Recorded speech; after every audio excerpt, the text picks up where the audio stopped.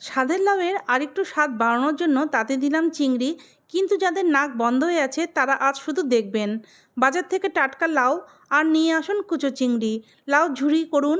চিংড়ি মাছগুলো নুন হলুদ দিয়ে মেখে কড়াইয়ে অল্প তেল দিয়ে মাছগুলো ছেড়ে এপিট ওপিট করে ভেজে তুলে নিন।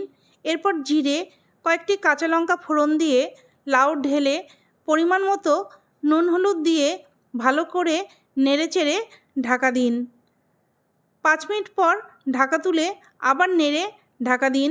এবার 10 মিনিট পর দেখুন লাউ জলে হাবুডুবু খাচ্ছে। জলের নিচে থাকা লাউকে বাঁচানোর জন্য আবার উপরে তুলে দিয়ে ঢাকা দিন। লাউয়ের জল শুকিয়ে গেছে। ভাজা চিংড়ি দিয়ে ভালো করে মিক্স করুন। স্বাদের জন্য সামান্য চিনি আর একটু কর্নফ্লাওয়ার দিবেন যেন আঠা আঠা হয়ে আসে। শেষে 1 চামচ ভাজা মশলার গুঁড়ো ছড়িয়ে নামিয়ে ফেলুন।